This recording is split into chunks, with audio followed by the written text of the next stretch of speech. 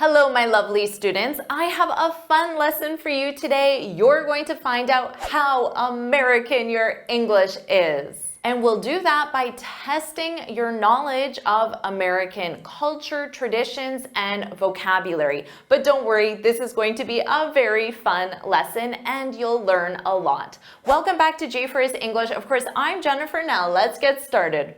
Question 1. What would an American English speaker call this? Do you know? Any ideas?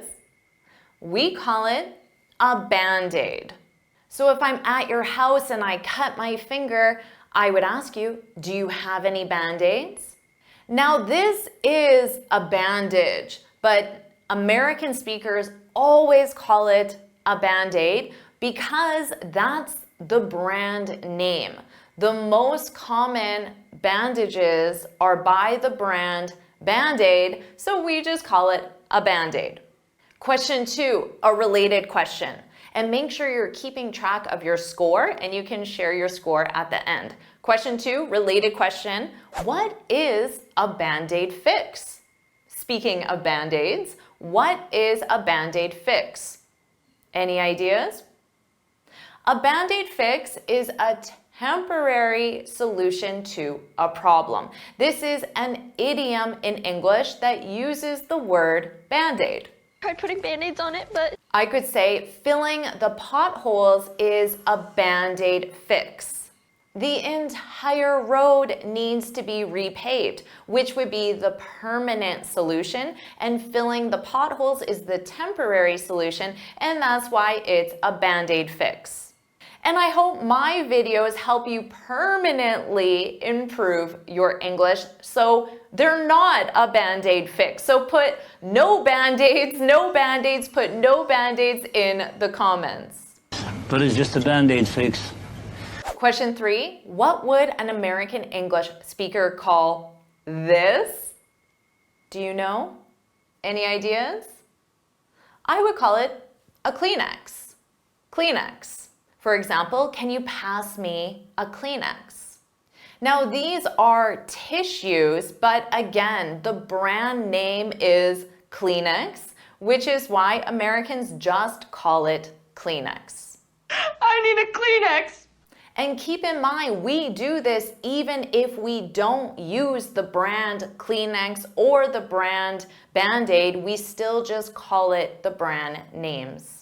Native speakers don't use brand names for many things, but Band-Aid, Kleenex, also Q-tips, which are technically cotton swabs. I've never called it a cotton swab, always Q-tip. Also chapstick, which is technically lip balm, but the brand is chapstick. And Tupperware, which is the brand, and it is plastic storage containers. The brand is Tupperware.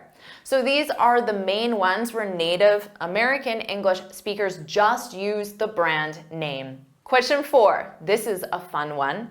I'm an American at a baseball game. What am I most likely eating? What am I most likely eating? What do you think? Put it in the comments. I'm eating a hot dog. That's right. Baseball and hot dogs are synonymous. Now there are other options, but I'm most likely eating a hot dog. And if you asked this question to 10 Americans, I'm pretty sure all 10 would choose hot dog. But other common food items maybe you said are peanuts, popcorn, pretzels, or nachos. But again, most likely I'm eating a hot dog. Question 5, another fun question. What does the tooth fairy do? American traditions. What does the tooth fairy do? Any ideas? The tooth fairy takes your tooth from under your pillow and leaves you money in return. This is, of course, for little kids when they lose their baby teeth. They take that tooth, they put it under their pillow, and they're so excited because when they wake up in the morning, the tooth fairy has left them money. And of course, the mom and dad or tooth fairy. But the little kids, they believe in tooth fairies until, of course, they grow up and realize it was their mom and dad leaving them money. Does that tradition exist in your culture, or does that sound super weird to you? The idea of putting your tooth that fell out of your mouth under your pillow and then waking up in the morning and getting money. Does that sound weird? Because traditions can definitely sound weird if they're not part of your culture. But of course, to me, that sounds totally normal, and it was a part of my childhood. So what's your score so far? Let's move on. Question 6. If I ask you to complete a task, what two words should you use to accept that task? Any ideas? Let me give you a hint. Will you do me a favor and subscribe to my channel, like this video, and share it with your friends? And to accept this task, 2 words. What can you say? Will do. Will do. Will do, Jennifer. Will do ASAP, as soon as possible. You can do it right now. Just click subscribe and like. Or if you want to sound super American and very confident, you can reply back with 1 word and say done.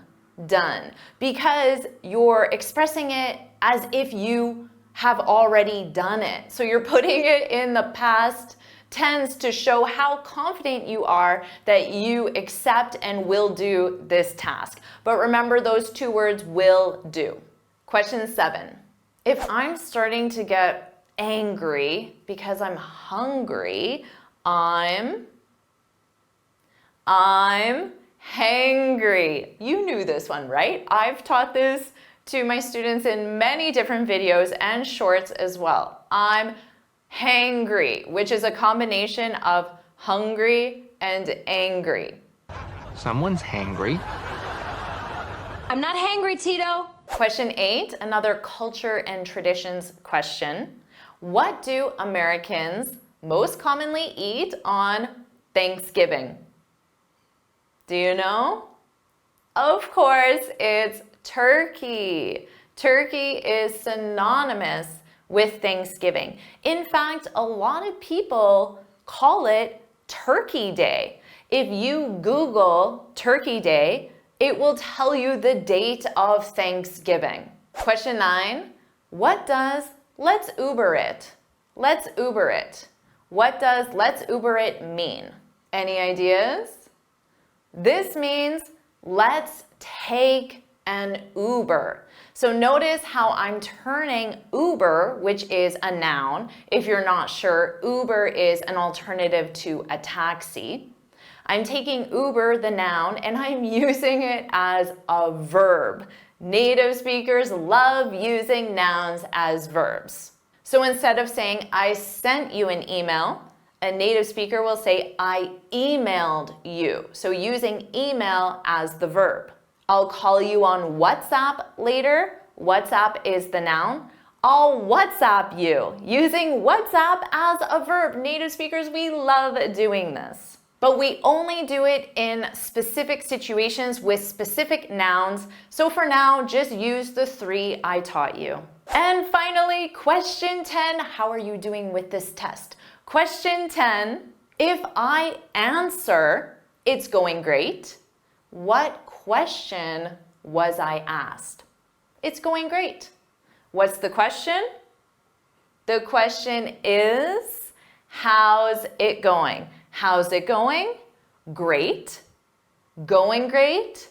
It's going great. Those are the 3 different ways you could answer. And of course, instead of great, you can choose whatever adjective you'd like. So, how American is your English? Share your score in the comments. And even if you got 0, I hope you had fun and learned a lot about American traditions, culture, and vocabulary. Do you want me to make more lessons like this? If you do, put more in the comments below. And of course, make sure you like this video, share it with your friends, and subscribe so you're notified every time I post a new lesson.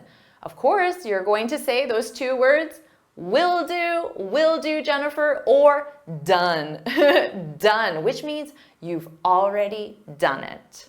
And you can get this free speaking guide where I share 6 tips on how to speak English fluently and confidently. You can click here to download it or look for the link in the description. And this video will definitely help you sound more American, so watch it right now.